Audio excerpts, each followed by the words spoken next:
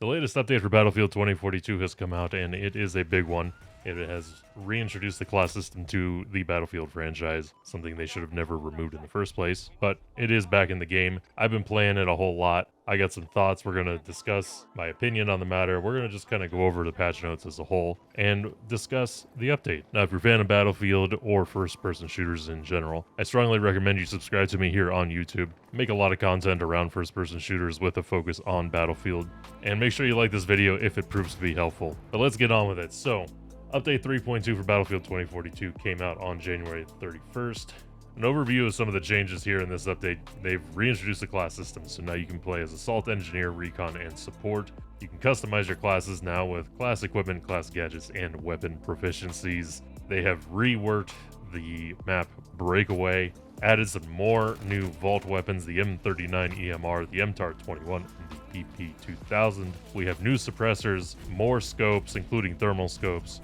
They have added the active protection system for the M1A5 and the T28. You can now fly under the radar in your air vehicles, and they promise exclusive rewards for Tier 1, Pass, Gold, and Ultimate owners. So obviously, the emphasis of the update has been the reintroduction of the famed class system to Battlefield 2042. Should have never been removed in the first place, but I suppose that's moot at this point. We have it, it is in the game, and frankly, it doesn't feel that different. We have been kind of getting funneled into this over the past few months anyway, and so now it just seems official. Consider it more of a reorganization of the game. So before, the equipment and gadgets were completely open, and so now they have been assigned to particular classes. Now I'm going to, of course, as I do with every video, leave a link to the patch notes in the description so you can read through them as I go, or just read them on your own time. The Assault class now has the operators Dozer, McKay, Sundance, and Zane. The class equipment for Assault is the Med Pen. Class gadgets are the C5 explosives,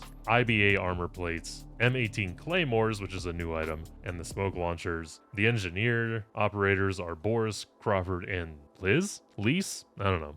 The class equipment for them is the repair tool, which I love the repair tool. Their gadgets are the anti-tank mine, the C5 explosives again, the EOD bot, the FM-148 Javelin, the FX-M33 anti-air, and the recoilless M5 launcher. Now, the recon operators are Casper, Pike, and Rao. Their equipment is the insert beacon, and their class gadgets. We have C5 explosives one more time, the M18 Claymore. Again, they have the proximity sensor, the SOFLAM, the tracer dart, and the TUGS. Lastly, the support operators, you have Angel, my favorite, Falk, and Irish. The equipment for them is the DFib, and their class gadgets are Ammo Crate, Health Crate, M18 Claymore, and Smoke Launcher. In addition to the class-specific equipment and gadgets and operators, they have added weapon proficiencies. These are, according to the patch notes, a set of optional and passive benefits that encourage using the weapon archetype for your class during gameplay. So if you are Assault using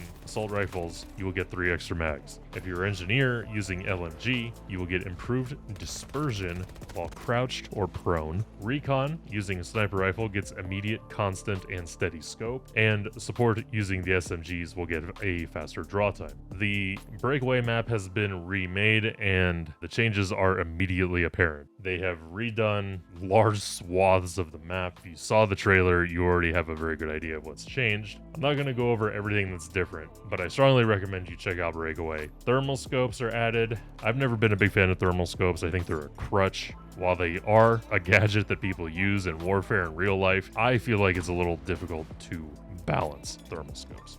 You have that. It can be added onto a variety of weapons. You also have new suppressors. Also introduced in this update is the mechanic where if you are in an air vehicle flying under 30 meters from the ground, you will be immune to lock-ons from vehicle-based weapons. They're also reducing the height limit for helicopters.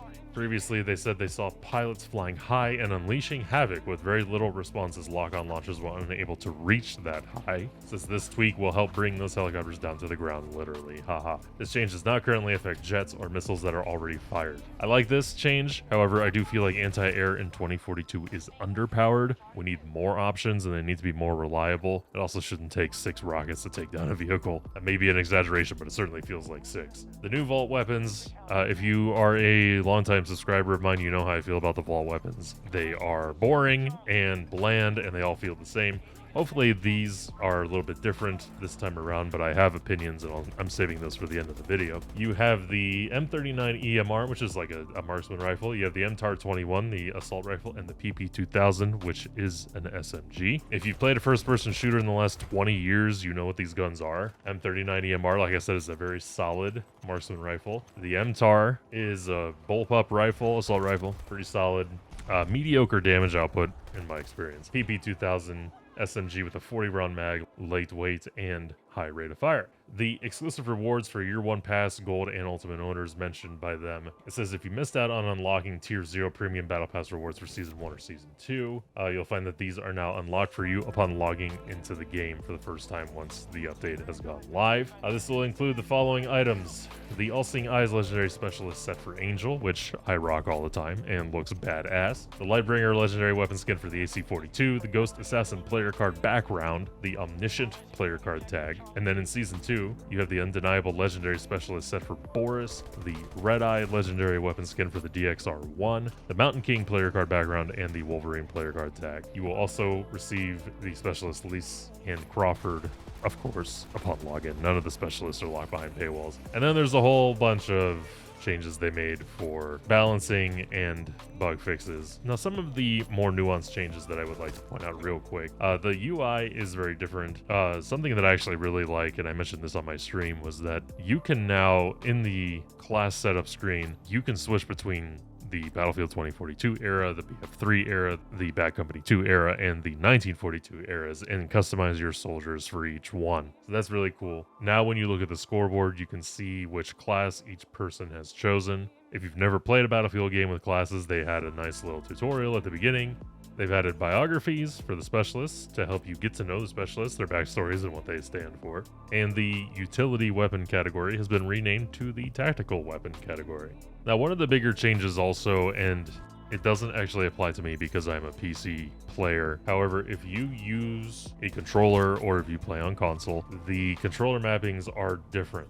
And they did this to accommodate the addition of the new class Gadget slot. Here again, quite a few changes. Read the patch notes, especially if you use a controller. Things will be different after this update. Okay, and then beyond a whole bunch of bug fixes for the maps and balancing fixes for some of the specialists and some of the guns, that about covers things. There are dozens, if not hundreds, of details to go over in the patch notes. I don't have all day, you don't have all day. Overall, my opinion on Battlefield 2042 after update 3.2, the game is not as vastly different as they want you to believe. The game is improved. I think the class system is nice. It helps keep things more organized. I feel like it encourages teamwork. It adds more nuance to the game because now you need to pay attention to what your teammates are doing. The map rework is fantastic, as it has been with every single map thus far. It feels like they finished it. It doesn't feel like they went back and fixed it.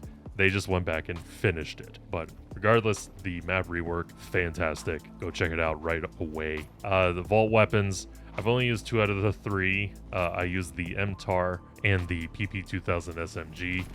The MTAR feels toothless. The setup I was using, I believe, was heavy barrel with just a Cobra sight, and it just felt like I wasn't doing any damage. Even the sound of it is unimpressive. PP2000 is very similar, in my opinion, to the MP9. It's a solid handheld bullet hose. Some of the weapon proficiencies are nice. They give you a real incentive to play your role in the battlefield. But that's about it. I am very curious to hear what you guys think. Have you tried Battlefield 2042 after its most recent update? What do you think of the new class system? Does it even feel that different to you? Let me know. Make sure you're subbed for more content as always. Drop a thumbs up if you enjoyed. And I'm out. Thank you guys so much for watching. I'll see you on the next one.